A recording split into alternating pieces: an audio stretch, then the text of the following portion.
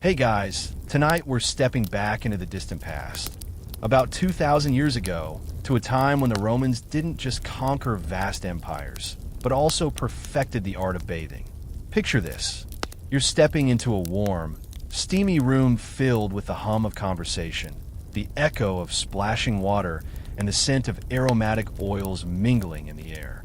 The floor beneath your feet is heated, the walls adorned with intricate mosaics, and the sounds of laughter and gossip rise up as people of all walks of life gather together, all to do one thing: bathe. Now, you might think to yourself, Roman bathhouses? They must have been all business. No fun allowed. But you'd be mistaken. The bathhouses were the place to be, where people didn't just get clean, but also engaged in political discussions, forged business deals, and even, well, gossip. Because what's a bath without a little drama, right? But before you get too comfortable in this steamy world of ancient Rome, a quick reality check. You probably wouldn't survive a dip in these baths. The social rules, the etiquette, the layers of history. This was no ordinary spa day. And not to mention, the Roman baths had some, let's say, eccentric practices when it came to hygiene and relaxation. So, before you get comfortable, take a moment to like the video and subscribe, but only if you genuinely enjoy what I do here. Also, I'd love to know where you're tuning in from. Go ahead, drop your location and local time in the comments. Let's see where tonight's journey takes us around the world. Now, dim the lights, maybe turn on a fan for that soft background hum, and let's ease into tonight's journey together.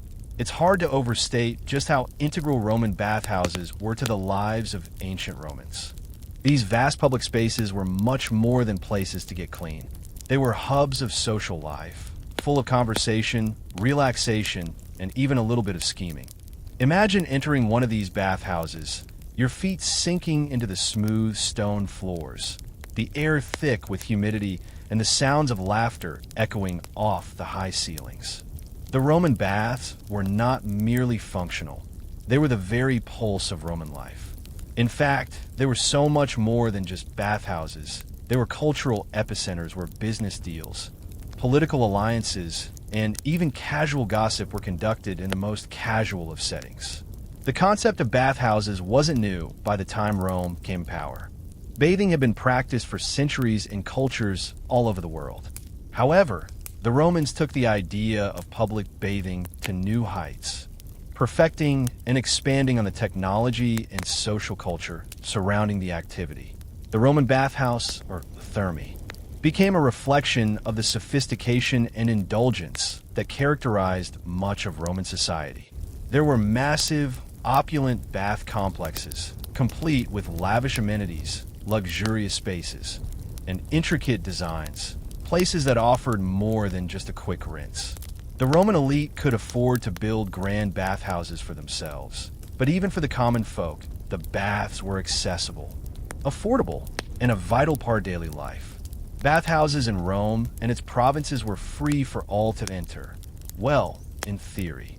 It wasn't just about hygiene, it was about relaxation, rejuvenation, and maintaining a sense of social cohesion.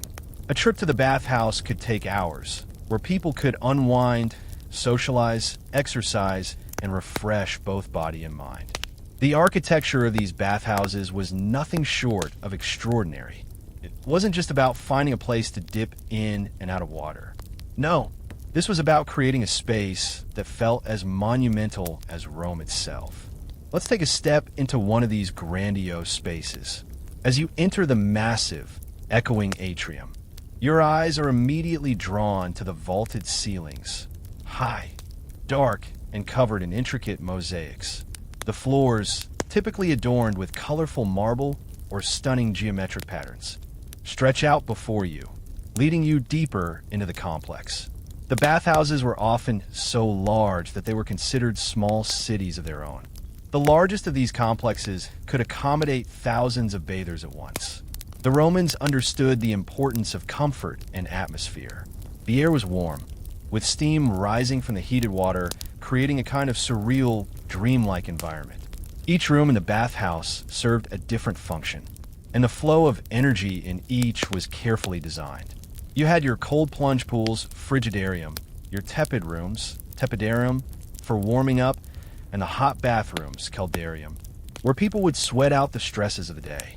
It's almost as if each room had its own personality, with its own level of heat, humidity, and social energy. But the heat wasn't just for comfort. It was also an engineering marvel. The Romans developed an ingenious method of heating water that became one of their most celebrated innovations. The hypocaust system, which utilized underfloor heating, was a revolutionary approach that allowed for evenly distributed warmth throughout the bathhouses. Imagine walking barefoot on those warm floors, each step soaking in the gentle heat, your muscles unwinding as you make your way through the various rooms. Historians still argue whether the Romans' obsession with bathing was more about physical health or social status. On one hand, you could claim it was an essential part of daily life, with public baths catering to both hygiene and recreation. On the other, it's clear that for the Roman elite, these bathhouses were a way to display their wealth, creating palatial spaces where the leisure class could escape from the rigors of governance and military campaigns. As you slip into the tepidarium, surrounded by steamy air and the sounds of distant chatter, it's easy to see why these bathhouses became central to Roman culture. They weren't just places to wash away the grime of the day. No, they were spaces where people connected, where power was brokered, where relaxation became a public affair. And yet, there was still much more to these baths than just their splendor. As you move deeper into the bathhouse, you pass through the tepidarium, the warm middle zone, where bathers linger, chatting idly or exchanging business cards. Well, maybe not cards, but you get the idea. It's the perfect temperature for those who aren't quite ready for the intense heat of the caldarium, but still want to feel the comforting warmth soak into their bones. Your next stop? The Grand Caldarium, the heart of the bathhouse experience. This is where things get truly indulgent. You're about to experience the height of Roman bathhouse luxury. Now, let's pause for a moment. Remember that hypocaust system we just mentioned? It's time for a closer look at the technology behind the heat. Romans weren't just bathing in hot water. They were bathing in heated air, and the hypocaust was their secret weapon. Beneath the floors, a network of hot air channels circulated, ensuring that no corner of the bathhouse was left chilly. Picture this. You're walking on warm, smooth stones, and the air itself feels like a gentle embrace. It wasn't just about the luxury of warmth. It was about the Romans' knack for engineering their surroundings to perfection. Historians still argue whether the hypocaust system was originally developed for the baths or for Roman homes, with some even speculating that bathhouses were merely a secondary use of an otherwise residential innovation. The reality, however, is clear. Romans were ingenious in their engineering, and the hypocaust system represents their desire to create spaces of comfort and leisure, spaces where relaxation was an art form. Now, imagine you're stepping into the caldarium, the hottest room in the bathhouse. The air is thick with steam, and the heat hits you immediately. You're not just sitting in a hot tub here, you're surrounded by a cloud of warmth. The temperature rising so high that your skin tingles from the sensation. The Roman bathhouses weren't just about getting wet. They were about immersion, physically and socially. You'd have large pools of hot water in the center of the room, where bathers would submerge themselves up to their necks, allowing the heat to seep into their muscles and joints. The water would swirl with the movements of those around you, creating a gentle current, while others chat about everything from politics to poetry. But bathhouses weren't always serene places of relaxation. There was a definite social order to the entire process. Depending on where you were in the bathhouse, your social status, and the time of day, your experience could vary wildly. Public baths, like those in Rome, were free for citizens, but they still maintained a hierarchy. Men and women had different times for bathing, though at certain bathhouses, they shared the space at different times of day, making the experience an even more complex web of social dynamics. This wasn't just about cleanliness. It was about navigating the subtleties of Roman society. A major part of that social interaction took place in the communal spaces. The large open areas where you'd relax, chat, or sometimes even negotiate. Bathhouses were, after all, the perfect place for politicians, businessmen, and philosophers to make connections. It's said that many a political alliance was forged within the steam-filled rooms of the caldarium, with people engaging in serious discussion while simultaneously relaxing in the hot water. How's that for multitasking? But it wasn't all about high-stakes conversations. Bathhouses were also places where casual friendships and lighthearted gossip flourished. You could sit back on the edge of the hot pool, your feet soaking in the warm water, and casually chat with someone who might be, say, a neighbor in your insula, or someone a bit more important than that. This was where Romans mingled, made deals, and built their social networks. If you were an outsider or a low-ranking citizen, it could be a bit intimidating. The patricians, the wealthy class, held a certain dominance in these spaces, often surrounded by their entourage of slaves and assistants. But paradoxically, the bathhouse was a space where even the most powerful figures had to face the same basic human needs as everyone else. You might notice some bathhouses had separate sections for different social classes. Perhaps you're lucky enough to enter the upper-class quarters, where marble and gold glitter. But no matter where you're headed, there's one thing that's universally true about the Roman baths. No one walked away unchanged. Bathhouses were a place of transformation. Not just physically, but socially and mentally. After spending hours in the heat, you would leave feeling completely different, relaxed, rejuvenated, and perhaps a bit more connected to the vast network of Roman society. Now, let's not forget that these bathhouses weren't just about hygiene and relaxation. They also had a distinct cultural function. The grand bathhouses of Rome were part of the public welfare system. They were one of the most accessible forms of civic engagement for the Roman people. Unlike other private institutions like theaters or arenas, bathhouses were open to the general populace, ensuring that even the most common citizen had access to them. This democratic quality was part of what made the Roman Empire so cohesive. Its people bonded by these shared spaces. But there's a deeper layer to this. The Romans also used the baths as a way to display their grand architectural and engineering feats. A bathhouse wasn't just a place to wash, it was a statement. The grandest bathhouses were architectural masterpieces, with intricate tile mosaics, soaring columns, and marble-lined pools that would make today's spas seem, well, downright modest. And all of this was designed not just for relaxation, but to remind you of the greatness of the Roman Empire itself. Walk through one of these spaces, and you could feel the history and grandeur of the empire wrap around you like the steam in the air. Historians still argue whether the grand bathhouses were merely a form of opulence or if they truly served the public good. Some scholars believe the baths were a tool for social control, a way for the government to maintain control over the masses by providing a service that fostered loyalty to the state. Others suggest that the Roman baths were simply a reflection of the empire's obsession with luxury and spectacle, a way to prove their superiority. But whatever their deeper significance, it's clear that the bathhouse was an integral part of Roman life, touching every aspect of the social fabric. As you slowly make your way to the frigidarium, the cold plunge pool, the air cools just slightly. It's a refreshing shift after the searing heat of the caldarium, and you feel your pores tighten from the contrast. The cold water is an invigorating shock, designed to close the pores and help your body recover from the extreme heat you've just experienced. The frigidarium was not just a place to cool off, it was an essential part of the Roman bathing process, a final step that completed the ritual of purification and rejuvenation. Roman bathers took full advantage of this contrast between hot and cold, alternating between the heated rooms and the cool plunge pools in a cycle that helped to stimulate circulation and maintain overall health. Imagine stepping into the icy water after the heat. It's almost like a mental reset, a kind of recharging of the system. Some bathhouses even had multiple plunge pools, each offering a different level of cold. The sudden temperature changes might sound a bit harsh to modern sensibilities, but for the Romans, this was part of their approach to wellness. It was believed that alternating between hot and cold water could improve blood flow, boost energy, and even promote longevity.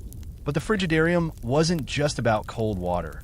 It was also a space for quiet reflection. After all, the bathhouse was more than just a place to clean up or to socialize. It was a sanctuary, a place to clear your mind and forget the worries of the world outside. In the Frigidarium, you could escape the chaos of your daily life, lying on the cool, marble floors and letting the peaceful atmosphere of the room wash over you. The stone was smooth beneath your body, and the silence in the air, broken only by the gentle lapping of water, made it easy to lose yourself in thought.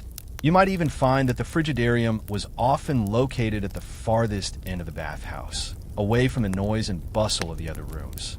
In this quiet corner, you could take your time cooling off, relaxing, and letting your body settle back into a comfortable state.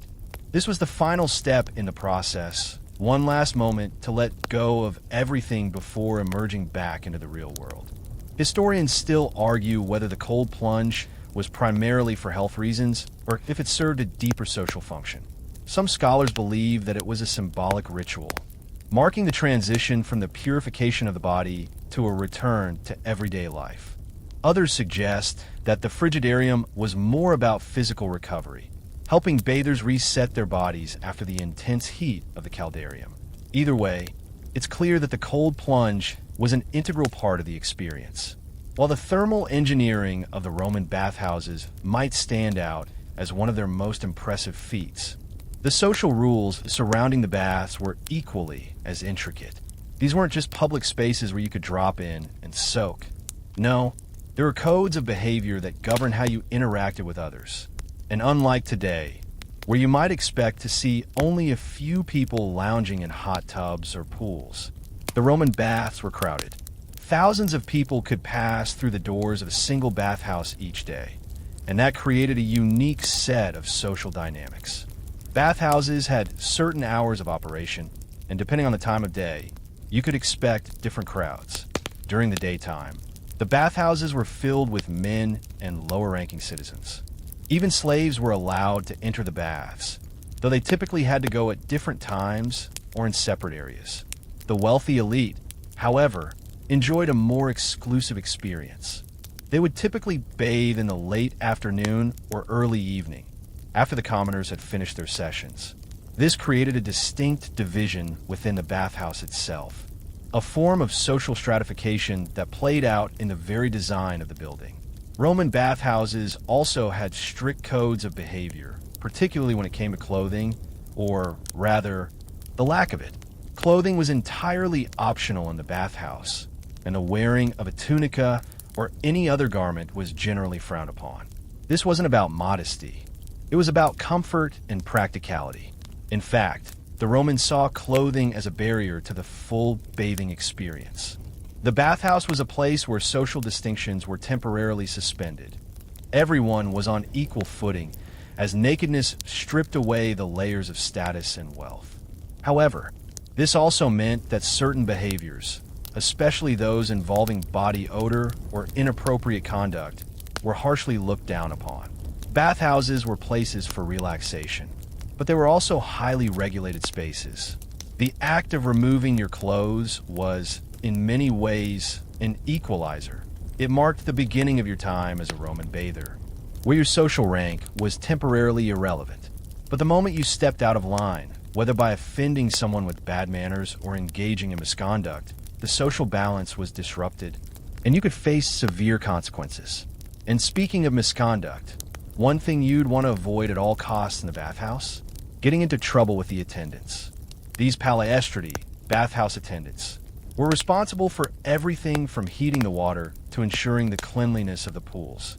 And they didn't take kindly to any behavior that violated the unwritten social rules. You'd need to be polite and respectful, or you could find yourself swiftly removed. They had a reputation for being strict, but this was part of maintaining the orderly atmosphere of the bathhouse.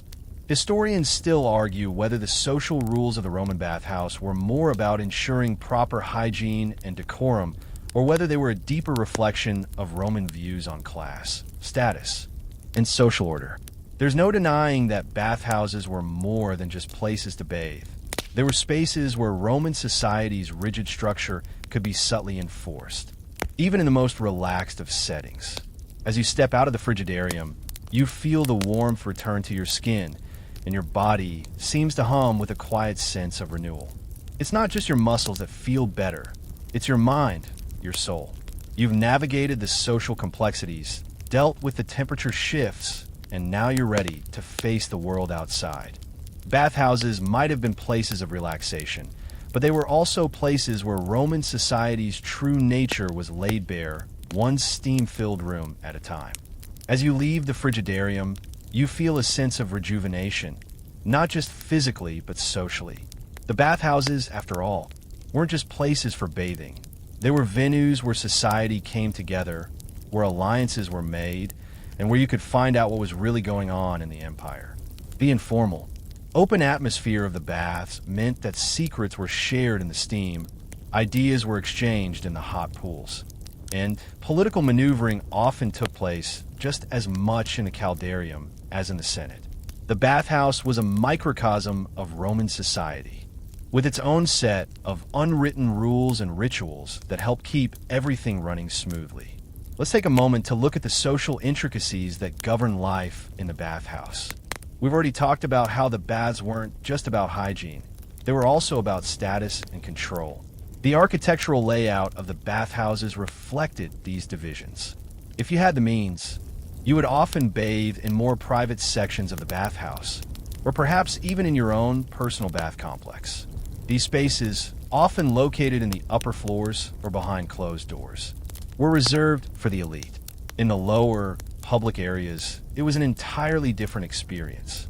The average Roman citizen might be bathing side by side with a senator or a shopkeeper. Class distinctions, however, were never fully erased. There was a delicate balance maintained through unwritten codes of conduct and social expectations. Historians still argue whether the public nature of the baths allowed for genuine social mixing, or whether they simply heightened class divisions. Some believe that the baths were a democratizing force, allowing people from all walks of life to interact freely. Others argue that, despite the apparent openness of the bathhouse, the elite found subtle ways to maintain their distance, either by timing their visits or by setting the tone for social interactions through their behavior. Either way, the bathhouse became a stage for social performances, where who you were in society mattered just as much as how you behaved. The architecture of the baths also played a role in shaping these interactions. As you wander through the halls of a grand bathhouse, you might notice that there are certain areas designed for specific activities. Some sections were reserved for exercise, such as wrestling or ball games, where the bathers could sweat it out before heading to the hot baths. These athletic spaces were called the palestra, and they were often as important as the bathing rooms themselves. After all, for the Romans, physical fitness wasn't just about looking good. It was about preparing the body for the demands of warfare, politics, and public life. For the elite, the palestra was also an opportunity to showcase strength and vigor, adding another layer of status to the bathhouse experience. Interestingly, this emphasis on fitness in the bathhouse wasn't just about vanity. It had practical applications. Bathhouses often doubled as places for health treatments, where bathers could engage in exercise and also benefit from medicinal baths and oils. Some bathhouses even included spaces for massages, where attendants would knead out the tension in your muscles using scented oils and heated stones.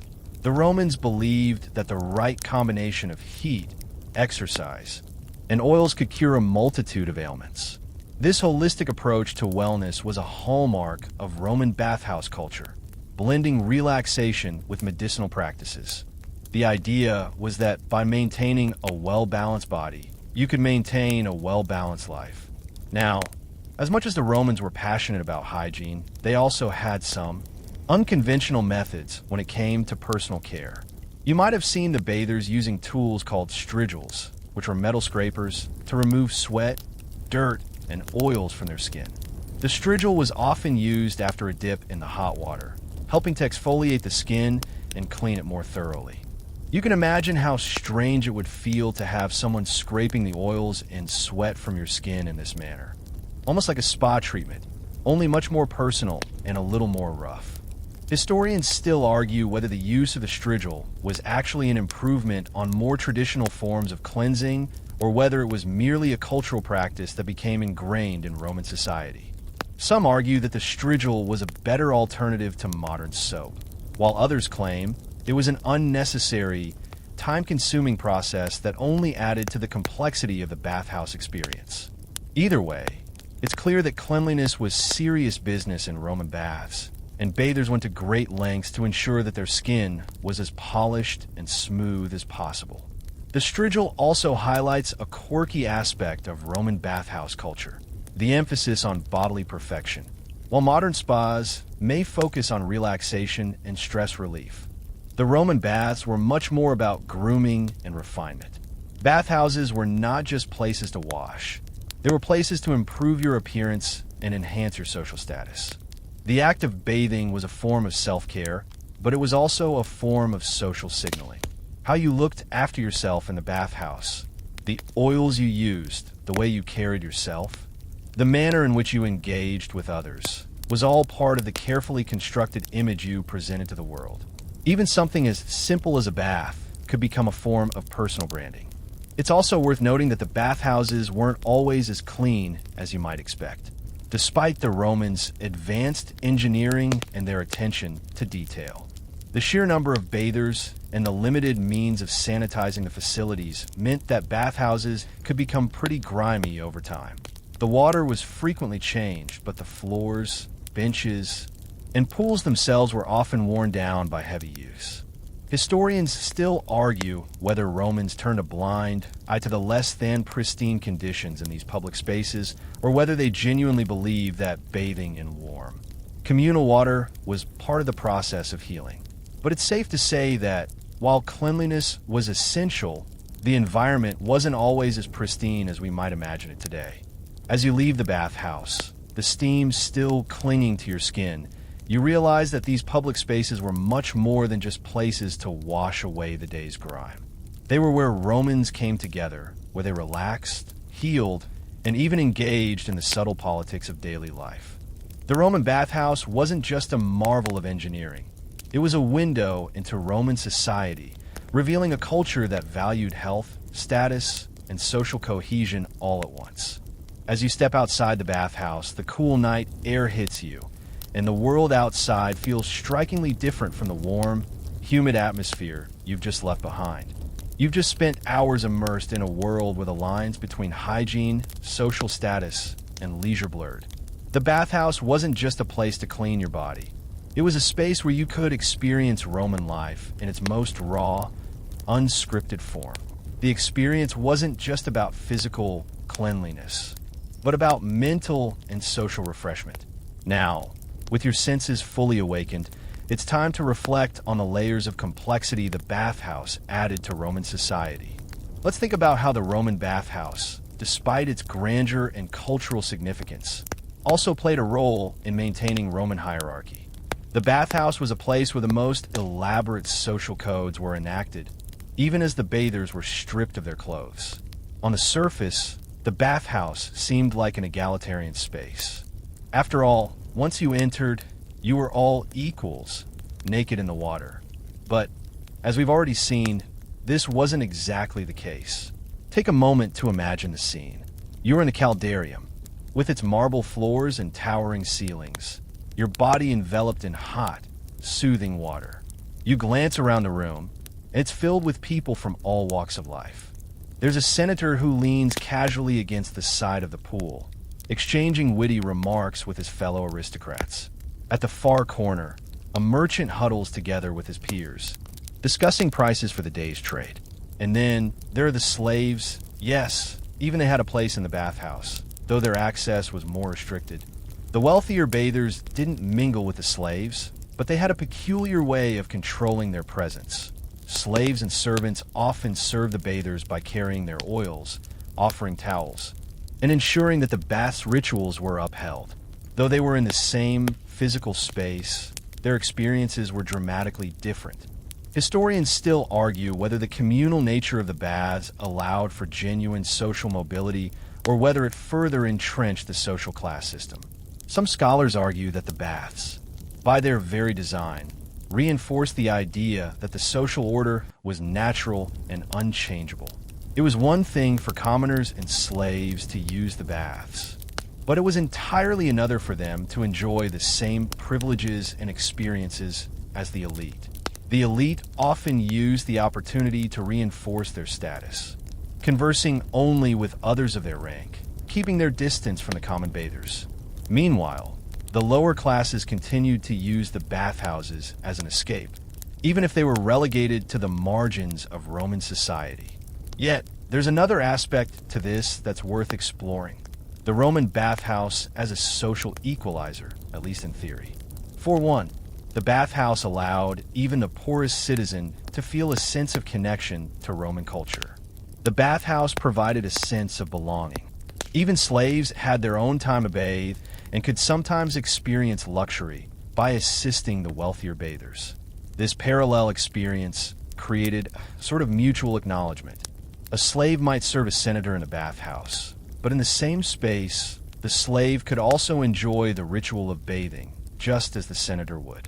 In some ways, it was a fleeting moment where boundaries between the two were temporarily suspended.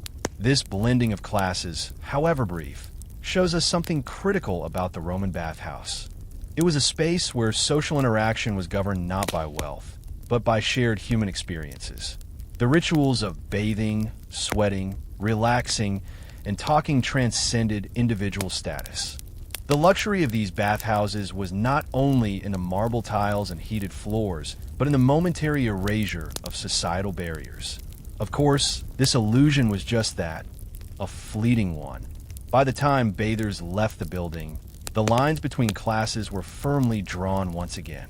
But for those few hours, there was a subtle democratization of experience. The Romans were a practical people, and bathing was seen as integral to physical and mental health. But more than that, it was embedded in the Roman worldview. Health was a concept that went beyond the body. It extended to the mind and the social fabric of Roman life. The Romans understood that a healthy citizen was a productive citizen, and that a healthy empire was a well-bathed one. The regularity of baths was so ingrained in Roman life that even soldiers would seek out baths during their campaigns, something that not only kept them physically fit, but helped to maintain the camorra, dry and mental resilience needed for war. While you're sitting in the caldarium, surrounded by the endless chatter of Roman citizens, you start to realize that the bathhouse wasn't just about hygiene. It was about maintaining the very fabric of Roman society. It was a place to forge connections, to preserve health, and in many ways, to reinforce the values of the empire. Even in the most intimate moments of personal care, there were broader societal implications at play. This wasn't just a bath. It was a reflection of Roman civilization itself. In terms of physical health, the Romans also believed that the bathhouse provided therapeutic benefits beyond just cleanliness. The idea of balneotherapy, water therapy, was widely practiced, with various minerals and oils used in the baths to treat different ailments. Baths were known for their healing properties and were sometimes used in conjunction with other Roman medicinal practices, such as massages, steam treatments, and even herbal remedies. This holistic approach to health was not just about feeling clean, it was about feeling restored and recharged in every way. The Roman bathhouse was a temple to the idea of well-being, where both mind and body could find renewal. Historians still argue whether the therapeutic use of baths was as advanced as the Romans believed, or if their enthusiasm for water-based remedies was just a cultural trend. Some medical historians note that while many of the treatments were based on sound principles of healing, others might have been more about cultural belief than empirical evidence. Regardless, there's no doubt that the Romans saw the bathhouse as a vital component of their society's well-being, one that served not only as a practical space for bathing, but also as a cornerstone of Roman identity. As you walk out into the crisp air, it's easy to see how the bathhouse was a microcosm of Roman society, a place of contradictions, where high-status individuals mingled with the common folk, and where physical wellness was linked to social vitality. The Roman bathhouse wasn't just a place to wash. It was where Roman life was lived to the fullest, where both body and spirit were cared for, and where history itself was made. As the echoes of your footsteps fade behind you and you leave the bathhouse, the city of Rome unfurls around you in all its grandiosity. While the architecture and social scenes you've just encountered are awe-inspiring, they were only a piece of the larger mosaic that made Roman baths so influential. The bathhouses, in their sheer scale and purpose, were part of a broader system, integrated into the daily lives of Romans, affecting everything from public health policies to the way society interacted with the physical environment. This was not just about bathing. It was about building an entire network of well-being that connected the people, the state, and even the environment. But it's not just the state-of-the-art facilities, engineering, or elaborate decor that made the bathhouses essential to Roman culture. It was also the fact that they were part of a system that the Roman government actively maintained and supported. The Thermae were state-sponsored public institutions. Bathhouses weren't just independent businesses or private luxuries. They were seen as part of the Roman welfare system. That's right, your visit to the bathhouse might have been free, but it was funded by the Roman state to maintain the health and productivity of its citizens. Bathhouses, like aqueducts and roads, were infrastructure designed not only to maintain public order, but to reinforce loyalty to the Roman Empire. The idea behind public bathhouses was that it was the responsibility of the government to provide these communal spaces where people from all social classes could wash, relax, and interact. By ensuring that everyone had access to this essential part of daily life, the Romans built a sense of unity across their vast empire. This was not a luxury for the few, but a necessity for all. Citizens could expect to have clean water, a social gathering place, and access to health benefits, regardless of their status. It's clear that this was more than just a gesture of convenience. It was a form of social engineering. Historians still argue whether the Roman state's investment in public bathhouses was purely a means of promoting health, or if it was also a strategic move to control the population. Some scholars suggest that the provision of these public spaces allowed the government to foster a sense of unity and belonging among its people. After all, public baths were a place where political leaders could come into direct contact with the citizens they ruled, subtly reinforcing the notion of the emperor as a benefactor of the people. Others argue that the state's investment was more about managing hygiene and public health. After all, a clean, healthy populace would be more productive and less likely to revolt. As you stroll through the bustling streets of Rome, it's worth remembering that these bathhouses didn't just appear overnight. They were part of the city's grand urban planning, with enormous amounts of resources dedicated to creating and maintaining them.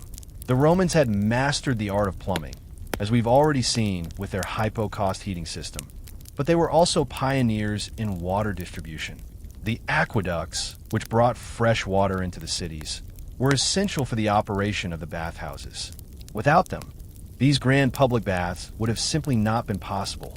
Imagine how awe-inspiring it would have been to live in a city where clean water flowed freely to support not only the luxuries of the elite, but also the needs of the common people. At the same time, the bathhouses weren't isolated from the realities of Roman life. The constant demand for water created its own set of challenges. The Romans were deeply aware that water was a limited resource. That's why maintaining the quality of their plumbing and ensuring the continual flow of fresh water was so important. Some of the largest bath complexes, like the Baths of Caracalla, were equipped with vast reservoirs to store water, and their maintenance was essential. But the need for water also created tension between the city's elite and its common citizens. Bathhouses were massive undertakings, requiring not just water, but also fuel for heating, maintenance, and labor to keep them running smoothly. The workers in the bathhouses were usually slaves or lower-class laborers, and they played a crucial role in maintaining the system. These attendants weren't just cleaning pools and handing out towels. They were the ones ensuring that the bathhouses remained operational, monitoring the temperatures, tending to the hypocausts, and making sure that the water systems functioned smoothly. It's a labor force that often went unnoticed, even though their work was essential to the success of the baths. In some ways, the fact that the bathhouses were so reliant on these workers highlights the class dynamics that underpinned Roman society. The wealth of the elite was built on the backs of those who maintained these public institutions, yet it was the elite who largely enjoyed the benefits of the bathhouse experience. Historians still argue whether this division between laborers and bathers was as rigid as we imagine, or whether there were moments of cooperation and even friendship between the two groups. Some suggest that slaves and attendants could have used the communal spaces to interact with bathers in ways that blurred social lines, while others maintained that the power dynamics between the classes remained firmly entrenched. Either way, it's clear that the bathhouses were a microcosm of Roman society, a space where interactions between social classes were both fluid and carefully regulated. As you move away from the bathhouse, you're left with the memory of all that it represented, a symbol of Roman ingenuity, social order, and the belief that a healthy population was the key to maintaining an empire. The Roman bathhouse wasn't just a luxury. It was an essential part of what made Rome a civilization unlike any other, a place where public spaces were maintained for the good of the people, a place where body and soul could find renewal. The presence of the baths continues to echo through history. Today, modern spas, resorts, and wellness centers often carry the spirit of the Roman baths, offering not just relaxation, but also a social environment where people come together to unwind. In fact, we owe much of our modern understanding of wellness and relaxation to the legacy of the Roman bathhouse. But as you wander away from the steaming, warm corridors of the Thermae, it's clear that these spaces were more than just places to soothe the body. They were the beating heart of Roman society, a place where politics, leisure, and health converged in a single, steamy embrace. As you leave the remnants of the grand bathhouse complex behind, the transition back into the pulse of Roman life feels inevitable. The bathhouse might have been a place for personal relaxation, but it also played a role in maintaining the rhythm of Roman society at large. It wasn't just the physical benefits that bathers reaped, it was the psychological, social, and even spiritual aspects of the bathhouse experience. As you look around the bustling streets of Rome, you can almost feel the ghost of the bathhouse in the background, echoing in the constant hum of activity. For the Romans, the act of bathing was as much a mental exercise as a physical one, designed to clear not just the body but the mind, preparing you to face the chaos of the day with renewed clarity. And yet, with all the cultural significance of the bathhouse, there was a strange undercurrent that lingered in the shadows, the tension between indulgence and necessity. The bathhouse was an essential part of daily life, no doubt. It was a civic duty as much as it was a social activity. But despite its role as a public space, there was also something undeniably luxurious about it. You could walk into a bathhouse as a commoner, but if you were lucky enough, you might emerge feeling like a Roman noble. The abundance of water, the expertly engineered heating systems, the marble decor, these were things that the everyday person didn't often experience elsewhere. They were signs of opulence, a reminder that even in a society that prided itself on order and uniformity, there was still space for the pursuit of pleasure. Historians still argue whether this blend of public necessity and private luxury was intentional. Some scholars suggest that the bathhouse represented a microcosm of Roman imperialism, a place where people of all ranks could experience, if only for a brief moment, the luxury of the empire. This was especially true in Rome's largest and most lavish baths, like those of Caracalla or Diocletian, where emperors used the bathhouses as a way to demonstrate their power and wealth to the masses. These grand complexes were as much about showing off Rome's might as they were about giving the people a place to unwind. Other historians suggest that the indulgence of the bathhouses was merely a reflection of Roman values. where luxury wasn't just for the elite, but something to be enjoyed by the people as a part of the IR shared cultural experience. The question remains, were the opulent bathhouses a gift from the elite, or were they part of a larger plan to keep the empire's citizens healthy, happy, and loyal? At this point, you may wonder whether the Romans' obsession with bathing was unique to their society. After all, many ancient cultures had their own versions of communal bathing. The Greeks, for example, also valued public baths, but their bathhouses were more likely to be found in smaller, intimate spaces. The Romans, however, took the concept to new extremes, transforming the bathhouse into a massive, sprawling complex, sometimes even rivaling temples in their size and grandeur. It wasn't just about bathing, it was about transforming the experience into something monumental. But what made the Roman bathhouse truly unique wasn't just the scale, it was the integration of bathing into the fabric of daily life. Unlike the Greek or Egyptian bathhouses, which were often reserved for the elite or used solely for hygienic purposes, Roman baths became social hubs that transcended class boundaries, at least for the duration of your visit. Even if the bathhouse wasn't a place where all social divisions disappeared entirely, it was certainly a place where social mobility was more accessible. It didn't matter whether you were a wealthy senator or a lowly merchant. For the time you spent in the bathhouse, you were all equal. Everyone was subject to the same steam, the same water, the same therapeutic heat. This transient equality was something that few other spaces in Rome could offer. Historians still argue whether this equalizing effect was the true essence of the bathhouse experience, or if the divisions between social classes were merely hidden beneath the surface. While the strigils and the oil-scraping rituals that accompanied Roman bathing might seem like a universal practice, it's clear that access to higher-end experiences within the bathhouses depended heavily on one's status. The most luxurious bathhouses offered private rooms for the wealthy with marble tubs, scented oils, and attendants at your service. At the same time, the public baths were packed with people, where space was at a premium and privacy was nearly non-existent. The experience was quite different depending on whether you were bathing in a high-end, emperor-funded complex or a more modest, community-run bath. But even in these massive bathhouses, the Romans also understood the importance of community. While the elite enjoyed their secluded spaces, the public baths were designed to encourage interaction. The large palestra for exercise, the open areas for lounging and socializing, the communal hot and cold pools. These were all spaces designed for Romans to come together and build relationships, whether for business, politics, or pleasure.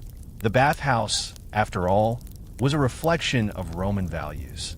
The importance of physical health, mental clarity, social unity, and the maintenance of a robust public life. As you move through the streets of Rome, it's impossible not to see how the bathhouses were more than just places for cleanliness. They were monuments to Roman ingenuity and culture. Huge, monumental structures that captured the essence of Roman life.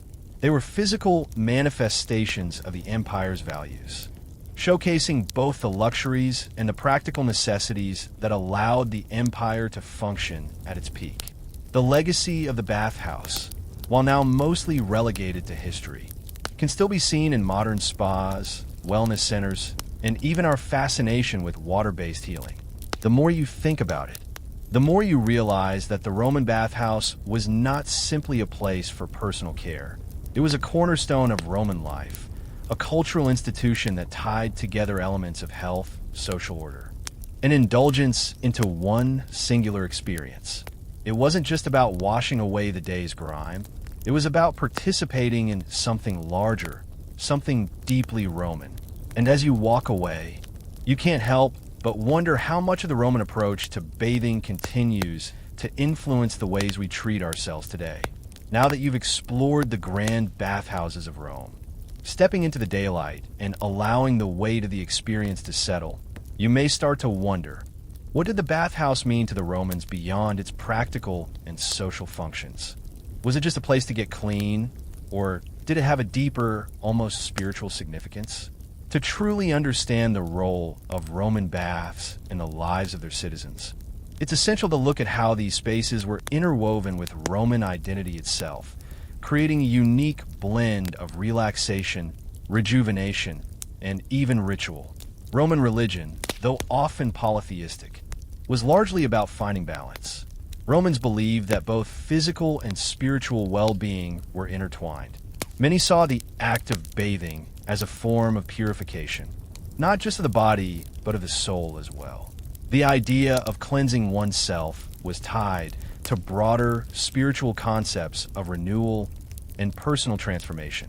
The Romans, after all, placed a significant emphasis on rituals and purification, whether through washing, offerings to the gods, or cleansing before sacred ceremonies. The bathhouse, therefore, wasn't merely a space for hygiene. It was an extension of these rituals, a space for personal renewal that offered something more than a simple scrub down. While the bathhouse didn't serve as a temple or a religious site per se, its very design reflected Roman values and respect for physical well-being. The journey through the various rooms, the cold plunge pool, the tepidarium, and finally the caldarium, paralleled the spiritual journey of transformation and enlightenment. Just as a Roman might seek purification before making an offering to a god, a bather would seek purification in the steam, transitioning from one temperature to another. It's not hard to see the connection between physical cleansing and the desire to be spiritually renewed.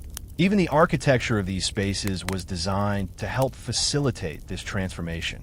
With their open, airy halls and lofty, elegant ceilings, inviting the bather to contemplate not only their body's needs, but also the bigger questions about life, society, and self. Historians still argue whether the spiritual aspect of bathing in the Roman world was intentionally cultivated by religious authorities or whether it emerged organically from Roman culture. While some believe that the connection between bathing and purification was a deeply ingrained part of Roman tradition, others suggest that bathhouses were secular spaces, primarily meant for relaxation and socialization. Nevertheless, it's clear that the Romans were well aware of the philosophical and psychological benefits of bathing. As you leave the bathhouse, with your muscles relaxed and your mind cleared, it's easy to see how many might have seen this experience as not just a luxury, but a ritual act that tied them back to their city, their culture, and their collective identity. Even more fascinating is how the bathhouse evolved over time. As the Roman Empire expanded, so too did the bathhouse, spreading the Roman model across the provinces.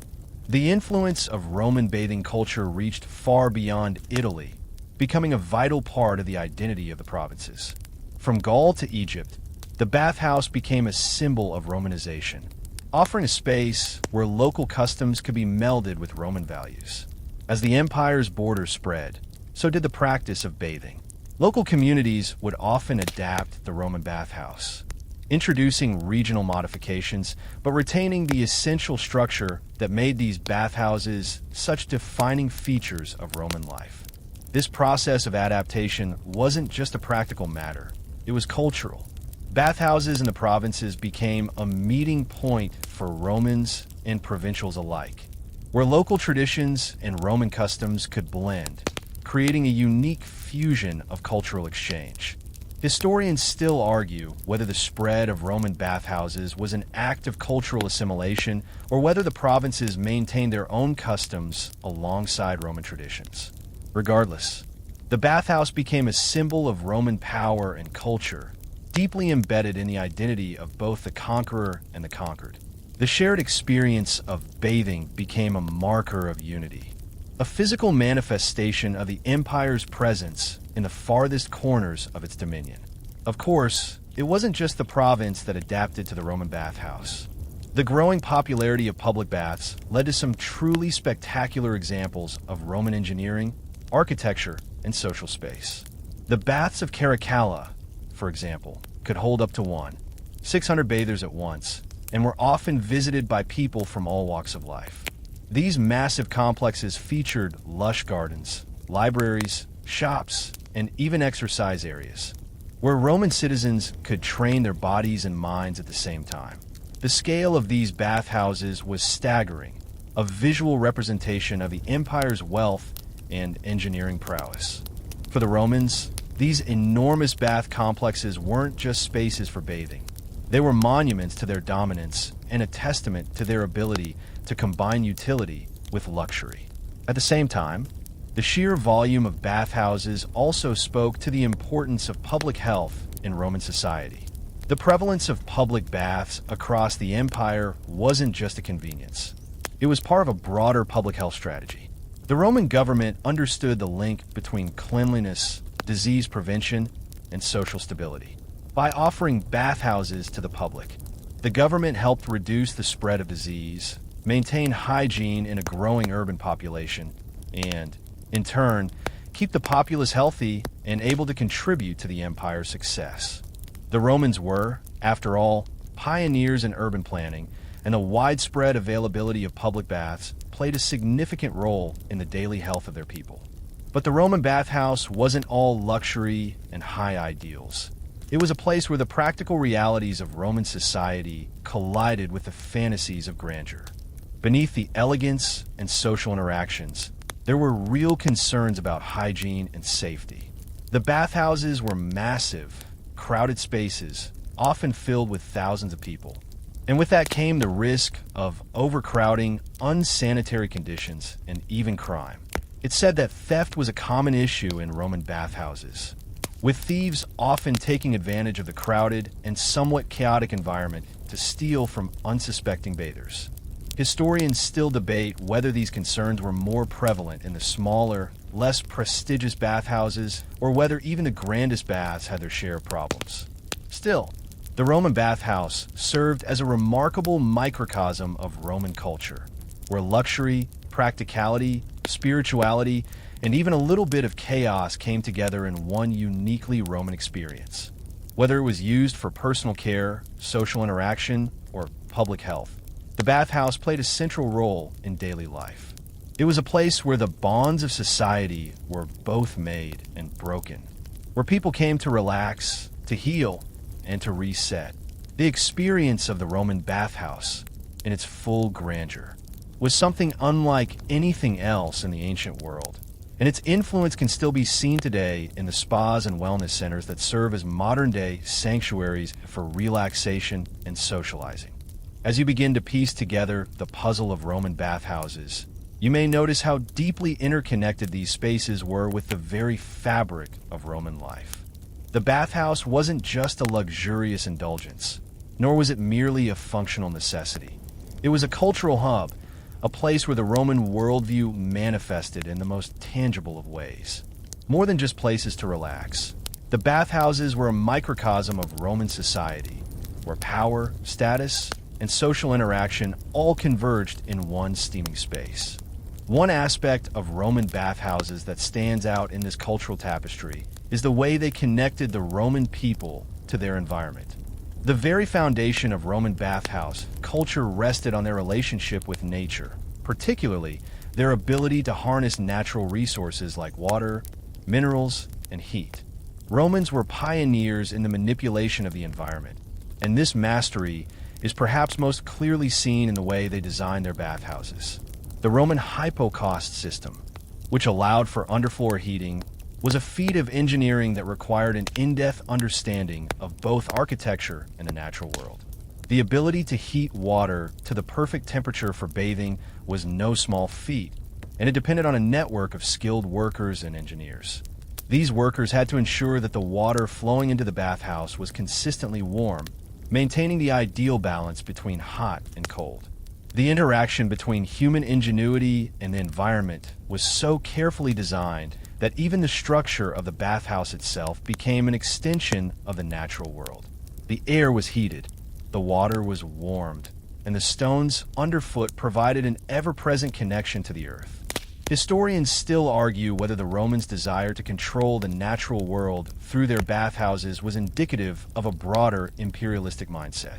Was this obsession with heating, purifying, and creating the perfect bathing environment a way for the Romans to showcase their dominance over the world around them?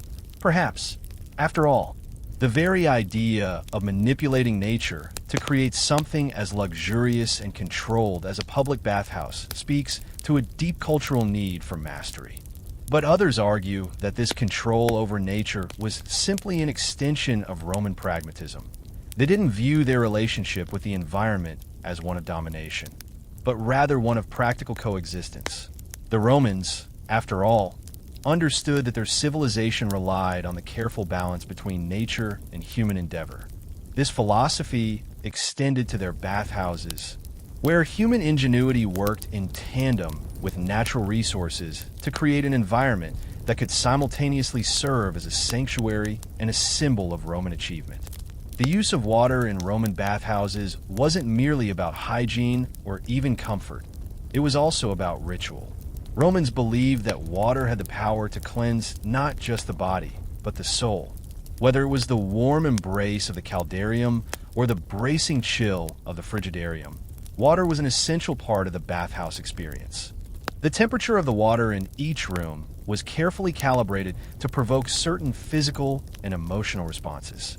The hot rooms induced relaxation, helping bathers release their tensions, while the cold plunge pools invigorated the body, increasing circulation and leaving bathers feeling energized and refreshed. Water was also associated with healing and rejuvenation. The Romans were well aware of the therapeutic benefits of bathing, and the bathhouse became a place not only for socializing, but also for physical recovery. For many Romans, visiting the bathhouse wasn't just a matter of cleanliness. It was a way to maintain one's health, to keep the body in prime condition. Just as we might today visit a gym, spa, or wellness center, the Roman bathhouse was an integral part of their approach to well-being. If you were suffering from minor aches and pains, the healing properties of the hot pools or the invigorating shock of a cold plunge could make a world of difference. As you sit in the caldarium, allowing the warmth to envelop you, you realize that the bathhouse served multiple purposes at once. It was a social space, a place for relaxation, a center for physical wellness, and even a symbol of Roman power and control over nature. It was an institution that encapsulated the best and the most indulgent traits of Roman society. The bathhouse wasn't just a place to wash away the grime of the day. It was where Romans connected with each other, with their environment, and with their own bodies. Historians still debate whether this blend of social interaction and physical rejuvenation was something unique to Roman culture, or whether it was simply an extension of earlier traditions. Some point to the Greek gymnasiums, where bathing was often part of the physical training, as the precursor to the Roman model. Others argue that the Roman bathhouse was a distinctly Roman invention, one that blended hygiene, fitness, relaxation, and socializing into one all-encompassing experience. Whether or not the Romans invented the concept of the bathhouse is a point of contention, but there's no doubt that they perfected it, elevating it to something far more than a simple public convenience. But it wasn't just the physical space of the bathhouse that made it such an integral part of Roman life. It was the atmosphere. When you stepped into the bathhouse, you didn't just enter a space of relaxation. You entered a space of transformation. The bathhouse was a place where you shed the trappings of daily life, the grime, the stress, the roles you played, and emerged, ideally, as a renewed version of yourself. Bathing was seen as a cleansing ritual, and the bathhouse as a temple of personal renewal. The heat of the caldarium symbolized the transformation of body and mind, as you slowly allowed the tension to slip away. The cold plunge in the frigidarium was the sharp jolt that completed the process, an awakening, a return to the world with fresh eyes. This cultural attitude toward bathing was so ingrained in Roman society that even when the empire began to crumble and the bathhouses fell into disrepair, the memory of the bathhouse continued to echo through the centuries. The remnants of Roman bathhouses, with their intricate mosaics, towering columns, and intricate plumbing systems, still stand today, offering a glimpse into a civilization that understood the importance of both physical and mental well-being. In modern times, we see echoes of this ancient bathing culture in our own wellness practices. from spa retreats to fitness centers and even modern public swimming pools. We have inherited much from the Romans' belief that the body, mind, and social bonds must all be cared for. The Roman bathhouse, in its multifaceted design, remains one of the most enduring symbols of the empire's attention to both individual and collective health. As you reflect on the experience of the Roman bathhouse, you start to understand that it wasn't just about indulgence or hygiene. It was about creating a space where the rhythms of Roman life, social, political, and physical, could all coexist, providing a place for Romans to relax, rejuvenate, and reorient themselves within the grand structure of their society. It wasn't just a bath. It was a sanctuary, a community, and a symbol of Roman greatness, all rolled into one. As you reflect on the Roman bathhouse's profound place in history, you may begin to notice how the enduring legacy of these grand complexes wasn't just about water or steam. The cultural rituals surrounding Roman bathhouses encapsulated the way Romans viewed their physical world and themselves. The bathhouse wasn't just a civic space. It was an arena for political maneuvering, social stratification, and personal rejuvenation. It served as a mirror of Roman society, illustrating both the empire's vast power and its complex internal structure. When you consider the bathhouses in their full context, it becomes clear that they were more than just leisure spots. They were centers of social life. It was in the bathhouse where Romans, from all walks of life, could mingle freely, breaking down the social and class divisions that were so deeply embedded in the empire. But even in this space of physical equality, where everyone was stripped down to their bare selves, the ancient Romans maintained a strict hierarchy. The behavior, space, and even the time of day that one could use the bathhouse all depended on one's social standing. For instance, if you were a wealthy senator or a high-ranking official, you would likely bathe in the late afternoon or early evening, after the common populace had already left. This timing ensured that you wouldn't have to share the communal spaces with the lower classes. The elite could also afford private rooms or exclusive baths, equipped with luxury features like marble tubs, attendants, and the finest scented oils. These private spaces allowed the wealthy to avoid the crowd, preserving their status even in a public setting. In contrast, the common Roman citizens bathed in the crowded public spaces, their experience of the bathhouse decidedly more communal, yet still within the framework of Roman public health and hygiene. But even here, in the crowded public baths, social interaction wasn't without its own complexities. The bathhouses, especially the larger ones, were packed with bathers from all levels of society, often creating a mix of the mundane and the extraordinary. You could be sitting next to a low-ranking soldier, a local merchant, and a senator all at once, their lives interwoven in the warm, steamy atmosphere. In these moments, it's almost as if the Roman bathhouse was a microcosm of the larger empire, a place where society's layers, however thinly veiled, came into direct contact. You could hear the murmur of conversations about politics, business, or the latest gossip, all happening in the same shared space. And yet, despite this seeming equality, the distinction between classes was always present. Historians still argue about the degree to which Roman bathhouses were truly open to all social classes, or whether the rich used them more as a form of control over the lower classes. Some believe that, while the bathhouse provided a sense of equality, the underlying social norms and behaviors in the space maintained the divisions of Roman society.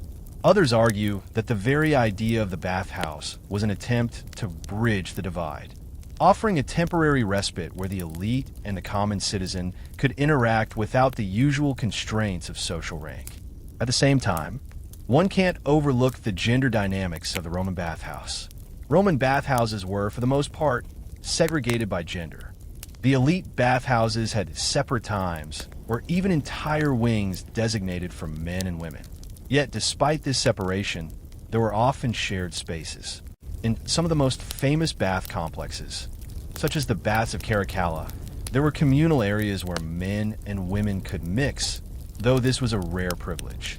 The women's baths, though less opulent than the men's, were still a vital part of their public life, providing them with an opportunity to socialize, exercise, and maintain their well-being in a society where they often had limited access to public spaces. Still, there were other, more informal spaces where women could mix with men. These were typically smaller, less official bathhouses or the baths in provincial towns, where the rules of separation were often more relaxed. In these settings, the bathhouse could become a space for flirtation, gossip, and even scandal. Some sources suggest that the less regulated bathhouses were sites for illicit encounters, where people of all genders could engage in activities that wouldn't be acceptable in the more formal settings. While such behavior was often frowned upon, it's clear that the bathhouse, as a space of social exchange, sometimes blurred the lines between propriety and mischief. The role of women in these spaces has long been a subject of scholarly debate. Historians still argue whether women in Roman society had a truly equal role in bathhouse culture, or whether they were, in some respects, marginalized. While they had access to baths, their freedom to interact with others was often more restricted. Women's access to the bath could depend on their social status, and their time spent in the bathhouse was often more controlled than that of their male counterparts. Still, the bathhouse represented a rare opportunity for women to engage in public life in ways that few other spaces allowed. As you walk through these reflections, you start to see just how complex the Roman bathhouse really was. It wasn't just a space for physical cleansing. It was a ritual, a social hub, and a point of cultural and political exchange. The Roman bathhouse mirrored the empire itself, a place of contrasts and contradictions, where the lines between public and private, luxury and necessity, social equality and hierarchy, were often blurred. Whether you were there to wash away the grime of the day or to forge the next political alliance, the bathhouse was an indispensable part of Roman life. It's a space where the mundane and the extraordinary collided, and where a single ritual, bathing, became a microcosm of Roman civilization. So as you leave the bathhouse for the last time, the steam and chatter still echoing in your mind, you realize that the true beauty of the bathhouse wasn't just in the marble and the hot water. It was in the connections it facilitated, the shared experiences, the casual conversations, the moments of vulnerability that united Romans across class, gender, and status. The Roman bathhouse was, in many ways, the beating heart of Roman society, where its people could come together, shed their identities, and for a few fleeting hours, simply be human. Now, as you step away from the bustling ruins of the bathhouse, the air feels cooler, but your mind is buzzing with the realization that the influence of the Roman bathhouse stretches far beyond just the architectural marvels and the socializing that once took place there. The bathhouse was more than a place of luxury. It was the very cornerstone of Roman civic life. Its decline, like the fall of the empire itself, marked the end of an era of public health, social cohesion, and elaborate leisure practices.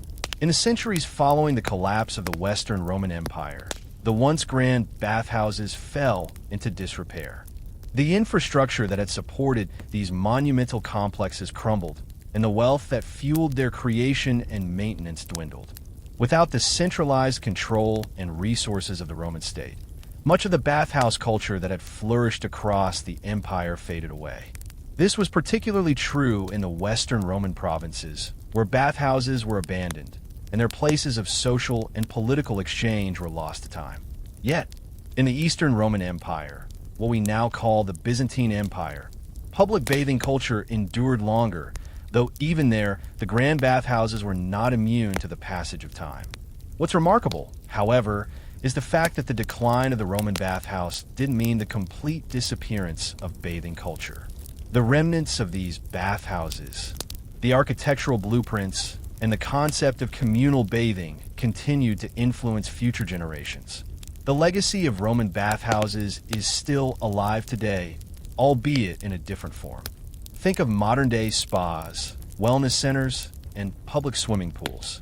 The concept of communal bathing and the rituals surrounding it have endured across centuries, albeit with some modifications. These modern facilities have taken cues from the Romans, emphasizing not just hygiene, but social interaction, physical well-being, and mental relaxation. In many ways, the decline of the Roman bathhouse mirrors the decline of the empire itself. When the empire fractured and splintered, so too did the bathhouses that were once the pride of Roman cities. In the centuries that followed, public bathhouses became less about socializing and more about private indulgence. The communal aspect, once so central to Roman baths, was lost as new forms of personal leisure emerged. Yet, the memory of the Roman bathhouse, with its grand designs and public utility, remained an important part of cultural history. As you think about the shift from public baths to more private spaces of leisure and relaxation, it's intriguing to see how similar modern spa culture is to its ancient counterpart. The idea of going to a spa or a wellness center to de-stress, rejuvenate, and even heal is essentially a direct descendant of the Roman bathhouse experience. Even in the privacy of modern-day hot tubs or saunas, we can still feel a trace of the communal nature of Roman baths. The soft steam, the heated surfaces, and the physical release of tension still resemble the practices Romans perfected centuries ago. But there's more to this shift than just architectural or cultural evolution. The fall of the Roman bathhouse was tied to a shift in societal values. The empire's collapse saw the rise of more fragmented, localized forms of governance, which left much less room for the grand. State-sponsored public works like the Roman baths. In medieval Europe, the focus on communal bathing was replaced with a renewed emphasis on privacy, individualism, and often a return to more basic forms of hygiene. Public bathhouses became places associated with disease and vice, largely due to the lack of upkeep and the poor sanitation that followed the collapse of Roman infrastructure. However, even as public bathhouses faded into obscurity in Western Europe, they endured in the Byzantine Empire and beyond. The Byzantines maintained the Roman bathhouse tradition for centuries, with places like Constantinople continuing to host magnificent bathhouses for public use. But even here, the function of these bathhouses began to evolve. They remained centers for relaxation and health, but they also became more religious in nature, tied to the rituals and the customs of the Byzantine court. This shift reflected a larger cultural change, where the ideals of physical health and leisure became more closely associated with religious and spiritual well-being. Despite the changes in how baths were used, their cultural significance never truly disappeared. In the Renaissance, when Europe rediscovered many of the ideas and innovations of ancient Rome, the concept of the bathhouse was revived, albeit in a more private and elegant form. The Renaissance saw a renewed interest in physical fitness and public health, which led to the construction of more luxurious, private bathing facilities. These spaces, much like their Roman predecessors, were designed not just for cleansing, but for social interaction and relaxation, though now with an emphasis on luxury and personal comfort. As you sit back and consider the evolution of bathing, it's clear that the influence of the Roman bathhouse continues to ripple through history. From the grandeur of ancient Rome to the more restrained bathhouses of the Middle Ages, and finally to today's wellness spas and private hot springs, the concept of communal bathing has adapted to fit the needs of each era while maintaining its core purpose: relaxation, rejuvenation, and a space for human connection. Historians still argue about the exact reasons why the Roman bathhouse culture declined so precipitously, especially in the Western Empire. Some suggest that the rise of Christianity, with its emphasis on personal purity and avoidance of communal indulgence, played a role in the decline of public bathing. Others point to economic instability and the logistical challenges of maintaining such grand public works as the primary factors. Regardless of the reasons, the decline of the bathhouse marks a significant shift in the role of communal spaces in the lives of ordinary people. Yet, while the public bathhouses of Rome may no longer exist in their original form, their cultural significance is far from forgotten. Today, the spa industry is a billion-dollar global phenomenon, with people around the world seeking the same rejuvenating experience that Romans once found in their lavish baths. Whether you're soaking in a hot tub or receiving a soothing massage, the essence of Roman bathhouse culture endures, and that, in itself, is a testament to the enduring influence of Roman ideas about health, luxury, and the communal aspect of physical and mental well-being. As you reflect on the lasting influence of the Roman bathhouse, it's clear that the legacy of these grand communal spaces extends well beyond the decline of the Roman Empire. Even though the bathhouses themselves may no longer stand in their original form, their cultural, architectural, and social significance is woven into the very fabric of modern society. The bathhouse was more than just a place for cleaning the body. It was a central gathering place, a space for rejuvenation, and a communal ritual that transcended time. One of the most striking aspects of Roman bathing culture was how it integrated health, socialization, and relaxation all in one space. Today's spas, wellness centers, and gyms are clear descendants of the Roman bathhouse, adapting ancient ideas to modern needs. If you've ever visited a modern-day spa or health club, you've likely noticed the same sense of sanctuary that the Romans sought in their bathhouses, a space to unwind from the stress of the world, to care for the body, and to reconnect with oneself and others. As you consider the current state of wellness culture, it's easy to see how our modern obsession with self-care and holistic health is rooted in ancient practices. Whether it's a sauna, a cold plunge pool, or a communal hot tub, these spaces reflect the same ethos that guided Roman bathhouses. Just like in ancient Rome, the modern spa often aims to create an environment of luxury and relaxation, one that nurtures both the body and the mind. This is not just about cleanliness, but about cultivating a sense of well-being, of renewal. Whether you're there to relax, socialize, or simply escape from the pressures of daily life, the underlying desire is the same: to be restored. In fact, if you've ever visited a spa, you may have noticed that many of the modern treatments and rituals are remarkably similar to those practiced in Roman baths. The use of hot and cold water, the incorporation of oils and scents, and even the practice of massaging and exfoliating are all techniques that the Romans perfected. These practices, which we now think of as luxury experiences, were once part of the everyday life of Roman citizens, from the elite to the common folk. Moreover, the Roman approach to bathing wasn't just about physical indulgence. It was about connecting with the world around you, sharing a common experience with fellow bathers, and being part of a larger cultural tradition. Bathhouses were not merely spaces for personal care. They were social hubs where business deals were struck, friendships were forged, and political alliances were solidified. Much like the modern spa, the Roman bathhouse was a place of connection where the boundaries between social classes could briefly fade away, and people from different walks of life could commune in shared relaxation. Historians still debate the exact reasons behind the collapse of the bathhouse culture, but one of the contributing factors was undoubtedly the changing societal values in the centuries following the fall of the Roman Empire.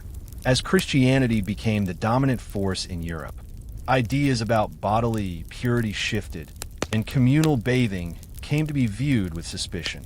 During the Middle Ages, bathing fell out of favor, and public bathhouses were often associated with disease and immorality. This shift in attitudes made the bathhouse an uncomfortable, even dangerous place for many people. Hygiene, which had once been part of the social fabric of Roman life, took a back seat to religious and cultural concerns. However, as the Renaissance dawned, there was a resurgence of interest in the classical world. In art, philosophy, and architecture, the ideals of ancient Rome were rediscovered, and with them, the practice of communal bathing. During the Renaissance, grand bathhouses reappeared in parts of Europe, this time with a focus on luxury, personal indulgence, and the reawakening of Roman ideals of health and beauty. The Renaissance spa, like its Roman predecessors, emphasized the restorative powers of water and heat but it also introduced a new layer of elegance and exclusivity. The public bathhouse of Rome had evolved into something more private and aristocratic, reflecting the changing dynamics of European society. By the 19th and 20th centuries, as society moved towards industrialization, bathhouses once again took on a different form. Public baths became essential in rapidly growing urban centers where sanitation was a concern. The focus shifted away from leisure and socialization and toward hygiene and public health. In many ways, the modern public swimming pool or communal bath facility, though less glamorous than the Roman baths, can trace its origins back to the Roman model of communal bathing, albeit with a more utilitarian function. Yet, as wellness culture has once again surged in the 21st century, with spas and wellness retreats becoming a multi-billion-dollar industry, we see that the Roman bathhouse is alive and well, just in a new form. Modern spas offer much of the same indulgence and restorative rituals that Romans once enjoyed. Thermal baths, saunas, massages, and therapeutic treatments. Many of today's most popular spa treatments, such as aromatherapy, mud baths, and hot stone massages, all have their roots in the practices of ancient bathers. The techniques used by the Romans to enhance relaxation and rejuvenation have become embedded in modern-day wellness culture. This continuous thread between past and present illustrates just how lasting the influence of the Roman bathhouse has been. The Romans, through their innovative designs and their focus on communal well-being, laid the foundation for the modern spa industry. And in doing so, they created an enduring cultural institution, one that has remained a vital part of human experience across the centuries. As you consider the enduring impact of Roman bathhouses, it becomes clear that these spaces were about far more than just comfort or luxury. They were symbols of Roman ingenuity, societal cohesion, and the importance of physical and mental wellness.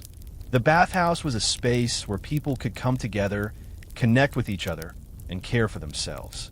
It was a place that embraced both indulgence and practicality, offering an experience that catered to both body and soul. In this way, the Roman bathhouse wasn't just a physical space, it was a social and cultural hub, a place that embodied the values of Roman society itself. The influence of the bathhouse is something that continues to resonate today as we seek places to rejuvenate, connect, and find balance in our busy lives. The spirit of the Roman bathhouse, in its emphasis on relaxation, renewal, and human connection, remains as relevant as ever. Whether you're soaking in a hot tub or simply enjoying a quiet moment in a wellness center, the ancient Roman bathhouse is still there, just beneath the surface, waiting to welcome you into its warm, restorative embrace. As we continue to reflect on the long-lasting legacy of the Roman bathhouse, it's worth considering how this ancient institution also tied into the broader values of Roman life, particularly their concepts of health, social cohesion, and empire building. The baths were not simply spaces for personal relaxation. They were essential components of what we might call the Roman experience, places where physical wellness, social order, and public identity came together in one seamless ritual. Bathhouses were deeply embedded in the Roman way of life, so much so that they were integral to the daily rhythms of citizens across the empire. The Romans were pioneers in linking personal well-being with societal health. To them, bathing wasn't a luxury reserved for the elite. It was an important aspect of civic duty. By offering public access to baths, the Roman government not only promoted hygiene and public health, but also ensured a shared sense of belonging and unity among its citizens. The public bathhouse, with its open doors and relaxed atmosphere, symbolized the ideal of a healthy, integrated society. Everyone, regardless of status or class, could access this space of rejuvenation, where the practical concerns of bathing, cleaning the body, and rejuvenating the skin were combined with a greater social purpose. There was an undeniable sense of community in the Roman baths. They were places where the social fabric of Rome could be maintained and strengthened. In these spaces, the rigid boundaries between rich and poor were, if only temporarily, dissolved. Roman bathhouses were structured in such a way that people from various walks of life shared space in the same communal areas. While there were certainly private sections for the elite, the public baths were accessible to anyone willing to engage in the ritual of bathing. This communal nature, often accompanied by spirited conversation, gossip, or political discussion, reinforced the interconnectedness of Roman society. But, of course, the Roman bathhouse was not just a place for communal relaxation. It was also a space for personal health. The Romans understood the importance of physical well-being in both individuals and the collective.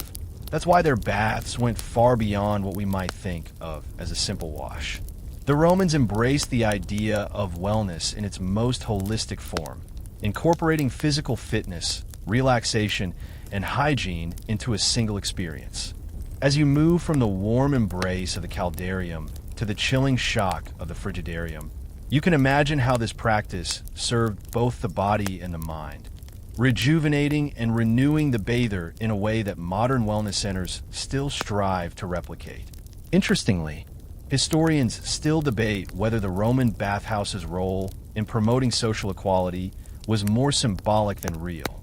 Was it a true democratizing space where all citizens, regardless of wealth or social status, could interact on equal terms?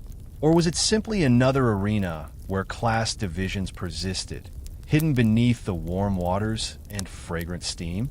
Some argue that the bathhouses offered a fleeting sense of egalitarianism. But in reality, the social norms of the time dictated that class distinctions remained intact. Even in the seemingly relaxed atmosphere of the bathhouse, the Roman elite often managed to separate themselves from the lower classes, whether through the timing of their visits, the exclusivity of their baths, or their more private spaces within the complex. Yet, others argue that the communal nature of the bathhouses had a far greater influence on Roman society than we might expect. Bathing was, after all, an activity that crossed class lines. And even though distinctions remained, they weren't as apparent in the bathhouse as they were in other spaces. If you were a plebeian or a slave, you might not be able to enjoy the same luxuries as a patrician, but the act of sharing the same space in a relaxed and social environment helped reinforce the idea that Romans, in their shared civic identity, were bound by common practices. Even if you didn't interact with those of higher status, there was a sense of equality in that shared space. The space where everyone, regardless of rank, could partake in the same physical experience. However, one of the most fascinating aspects of the bathhouse was its role in Roman religious and philosophical life. While we often think of the Roman bathhouse as a secular institution, it was deeply tied to religious practices. Many Romans viewed the act of bathing as a form of spiritual purification, something akin to the ritual cleansing that took place before worshiping the gods. Bathing was not just about hygiene or relaxation. It was about aligning oneself with a sense of divine order. This belief in the spiritual importance of water is something that can be traced back to the earliest days of Roman culture, when water was revered as a symbol of life, renewal, and divine favor. In fact, many of the bathhouses were decorated with symbols of gods and goddesses, often with representations of water deities, reflecting the sacredness of the water that flowed through the baths. The thermal waters themselves were sometimes believed to have healing properties, and many bathhouses incorporated sacred springs or medicinal waters into their design. Some baths, particularly in the provinces, were even linked to healing rituals or were associated with specific gods, believed to possess the power to restore health and vitality. Bathing, then, became more than just a physical act. It was a spiritual journey that connected the bather to the divine. Historians still argue whether these religious and spiritual associations with bathing were common across all Roman baths, or if they were more localized, tied to particular cults or regions of the empire. In some ways, it's difficult to disentangle the religious aspect of bathing from its practical and social functions. Yet, it's clear that the Romans understood bathing as a multifaceted activity that involved not only the body, but also the mind and spirit. Even as the empire expanded, Bathing remained a communal practice that was deeply connected to both physical and spiritual wellness. As the Roman Empire began to fragment and the larger civic structures began to collapse, the bathhouses followed suit, their decline mirroring the empire's fall. With the collapse of centralized government and the loss of infrastructure, the grand bathhouses fell into disrepair. However, even as the Western Roman Empire dissolved, the concept of bathing continued to evolve, influencing the development of public and private bathhouses in the Byzantine Empire and beyond. While the public bathhouse may have disappeared from the Western world, the practice of communal bathing persisted, gradually evolving into what we recognize today as the spa culture. And so, as you reflect on the Roman bathhouse in the context of its decline and transformation, it's clear that the legacy of the bathhouse is much more than just a physical space. It's a testament to Roman ingenuity, cultural values, and their understanding of the importance of balance between body, mind, and society. Even today, as we seek spaces of retreat and relaxation, we are still influenced by the practices the Romans perfected. The spirit of the Roman bathhouse, with its emphasis on rejuvenation, connection, and communal well-being, remains embedded in modern culture. From the high-end spas of today to the local community pools, the bathhouse's legacy endures, offering us the same promise of rest, renewal, and the shared experience of care. As we approach the final stages of our journey through the Roman bathhouse, it's essential to take a moment to appreciate not only the practical and social roles these spaces played, but also their psychological and cultural significance. What is most striking about the Roman bathhouse is how deeply it mirrored the values of Roman society itself. It wasn't just about bathing. It was about aligning oneself with the physical, social, and even cosmic order. The bathhouse was a symbol of Roman identity, a microcosm of the empire's ambition, discipline, and communal spirit. But beyond this, the bathhouse was also a place where the human experience was intimately connected to the broader rhythms of nature, social structures, and even the gods themselves. While the grand Roman bathhouses no longer stand, and their direct influence on modern society may seem distant, their essence continues to echo in today's wellness culture. From the steaming hot tubs at luxury resorts to the communal plunge pools at modern spas, many of the experiences we now seek for relaxation, healing, and connection have deep roots in the Roman bathhouse tradition. It's easy to see how the ancient Romans, with their focus on well-being, understood the importance of creating spaces where both body and mind could be cared for. Consider the concept of hydrotherapy, which is still widely practiced in modern-day wellness centers. The Romans were pioneers in this field, using thermal baths to treat a range of ailments, from sore muscles to skin conditions. Hot water was seen as an agent for both relaxation and healing, a concept that has persisted through the centuries. Modern spas, which often feature hot tubs, saunas, and steam rooms, continue to embody the Roman belief in the therapeutic properties of water. In a world that often feels fast-paced and chaotic, these spaces serve as a sanctuary, a place where people can take a break from the demands of daily life and recharge. But the influence of Roman bathhouses isn't limited to just physical care. The social aspect of bathing, the camaraderie, the casual exchanges, the gossip, the deals made, is something that resonates today in a variety of settings. Modern wellness centers, whether they are luxurious resorts or more modest community spas, still offer opportunities for individuals to connect with others in a way that mirrors the social exchange that took place in Roman baths.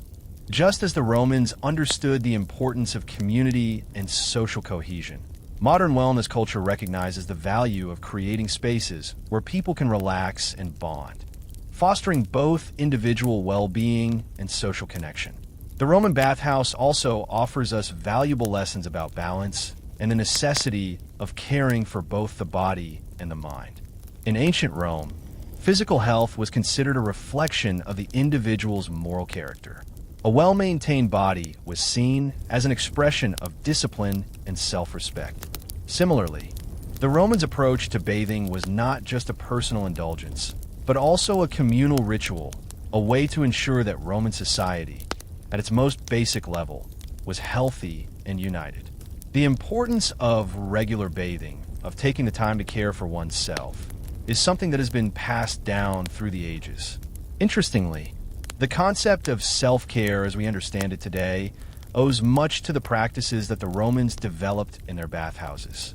The bathhouse, in a sense, was an early form of wellness culture, where individuals were encouraged not just to clean their bodies, but to focus on their overall health and well-being.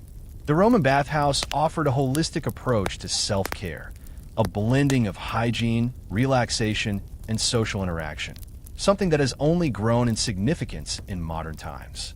In a world where self-care often seems synonymous with luxury or indulgence, it's important to remember that the ancient Romans viewed it as a necessary part of their daily lives, integral to maintaining both physical and social health. It's fascinating to think that as modern society has evolved, we have returned, in many ways, to the principles established by the Romans. The rise of wellness culture, with its focus on holistic health, mindfulness, and social connection, mirrors the Roman ideal of a well-balanced life. Whether it's through yoga, meditation, sauna visits, or simply taking a quiet moment to unwind, modern practices continue to echo the holistic vision of health and well-being that the Romans first embraced in their bathhouses. At the same time, the modern spa industry has become far more than just a place for physical rejuvenation. Today's wellness centers are multifaceted spaces that encompass mental, emotional, and even spiritual healing, from detox programs and aromatherapy to meditation and sound healing. These modern-day bathhouses have expanded far beyond the original purpose of bathing, offering a more comprehensive approach to health. This evolution speaks to the growing recognition that true well-being is not simply the absence of illness, but the presence of balance, something that the Romans understood well and made central to the IR bathing practices. Historians still debate whether the decline of the Roman bathhouse marked the end of an era or whether the essence of Roman bathing culture has simply evolved into new forms. Some argue that with the fall of the Roman Empire, the bathhouse lost its symbolic and cultural significance, becoming little more than a forgotten relic. Others maintain that the bathhouse's enduring influence, though no longer in its original form, continues to shape our understanding of public health, wellness, and social interaction. Perhaps, in some ways, the bathhouse's decline reflects the broader changes in Roman society. As the empire fractured, the bathhouses, which had once been symbols of Roman unity, became less vital to daily life. With the rise of Christianity and the changing social structures that followed the empire's collapse, communal bathing was no longer seen as a necessary part of civic life. Instead, more private and less elaborate spaces for personal care became a norm. Yet even then, the bathhouse's underlying purpose, promoting health, connection, and renewal, remained intact, albeit in new forms.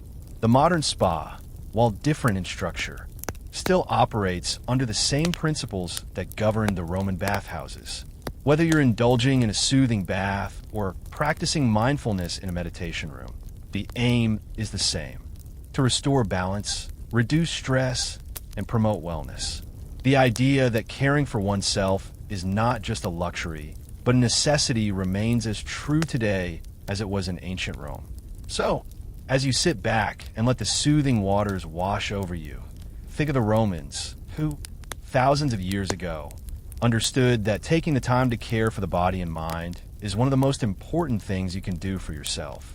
From the grandest bathhouses of the empire to the quiet, modern-day spa, the spirit of Roman bathing culture lives on. And perhaps, in some small way, we are still bathing in the legacy they left behind. As we reach the final section of this journey through the Roman bathhouse, it's important to reflect on how, over the centuries, the bathhouse experience, while it has evolved and adapted, has retained certain core elements that continue to shape how we approach wellness today. It's remarkable to consider that, Although the grand Roman bathhouses have long since crumbled and vanished, the fundamental ideas they represented, the relationship between physical health, social interaction, and personal rejuvenation, remain timeless. Let's take a moment to acknowledge just how much the Roman bathhouse influenced more than just wellness culture.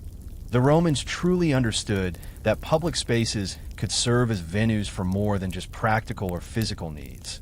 They could serve as spaces for community building, for strengthening social bonds, and for reinforcing the ideals of the state. Bathhouses were spaces where social unity could be cultivated. Yes, there were social hierarchies, distinctions, and divisions. But for a few precious hours, these divisions blurred in the heat and steam of the bathhouse. Whether you were a senator or a common citizen, when you entered the caldarium or took a cold plunge in the frigidarium, the shared experience of physical renewal tied everyone together. This spirit of inclusivity, even if temporary, is something that we see echoed in modern public spaces like parks, community centers, and even modern-day spas. Interestingly, though, the bathhouse also encapsulated the very tension of Roman society. How? Even in the most relaxed and communal of settings, underlying social structures remained intact. The elite may have had their private spaces or their choice of bathing times, but the bathhouse was still a central meeting point for the masses. While physical equality was one of the primary ideals of the bathhouse, the underlying realities of class and status were never fully erased. The bathhouse, in a way, was both a place of equality and a microcosm of the empire's vast inequalities.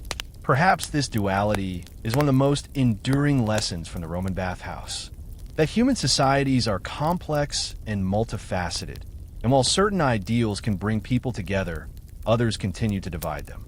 One of the most notable aspects of the Roman bathhouse was its emphasis on health. Not just physical health, but mental and social well-being as well. The Romans were keenly aware that a healthy body was a more productive body, one that could contribute to society's prosperity. Public baths, in this sense, were part of a larger Roman public health initiative, ensuring that the citizenry remained strong, healthy, and able to participate in the functions of the empire. Public baths, as part of the Roman welfare system, were a reminder that the health of the individual was tied to the health of the state. In this way, the bathhouse was a reflection of Roman ideals about civic responsibility and the interconnectedness of personal and collective well-being. The transition from these grand public baths to more private spaces for health and leisure can also be seen as a microcosm of the shifts that occurred in Roman society as the empire collapsed. As the empire fractured, so too did the communal spirit of Roman bathhouses. But the essential need for physical care remained. The rise of private bathhouses and spas during the Renaissance reflects this shift, a move from communal experiences to more private indulgence. However, even in these new, more exclusive spaces, the Roman emphasis on health and relaxation continued to guide the way people interacted with wellness. And in a way, the resurgence of wellness and spa culture in the 20th and 21st centuries shows us that even as the world changed, the need for places of retreat and renewal never went away. The Romans, in their infinite wisdom, built not just bathhouses but cultural institutions that would continue to influence the world long after their empire fell. It's through the rise of modern wellness culture, where spas and retreats have become integral parts of contemporary society, that we are reminded of the timeless importance of caring for both the body and the mind. Today, wellness culture has reached an unprecedented level of popularity. Whether it's through yoga, meditation, or spa visits, we are constantly seeking spaces that allow us to disconnect from the stresses of modern life and reconnect with ourselves. The Roman bathhouse, in its emphasis on balance, relaxation, and healing, serves as the spiritual ancestor to this movement. The Roman belief in the therapeutic powers of water, the importance of rest, and the social function of bathing are all principles that have carried through the centuries and are now integral to modern self-care. In a way, the communal spirit that was central to the Roman bathhouse has also survived, though in a different form. Today, wellness centers are still places where individuals come together, albeit often in more private settings, to experience the therapeutic benefits of communal relaxation. The social aspect of wellness culture remains vital, as people continue to connect with others in shared spaces of physical and emotional renewal. Now, as you relax and unwind from this journey through history, it's easy to see that while the physical spaces of the Roman bathhouse have disappeared, their legacy lives on in countless ways. From public swimming pools to luxury spas, the concept of communal and personal well-being is a thread that runs from ancient Rome all the way to modern times. The Roman bathhouse was more than just a building. It was a reflection of Roman values and a testament to the empire's understanding of the intricate relationship between health, society, and culture. As the last steam dissipates and the warmth of the bathhouse fades into memory, one thing is clear. The Roman bathhouse wasn't just a place to clean the body, it was a place to nourish the soul. It was where Romans came together, where they connected with each other, and where they took the time to care for themselves and, by extension, their society. And perhaps, in this very modern age, we are still bathing in the legacy they left behind, seeking the same sense of renewal, balance, and connection that the ancient Romans once sought in their grand and sacred spaces.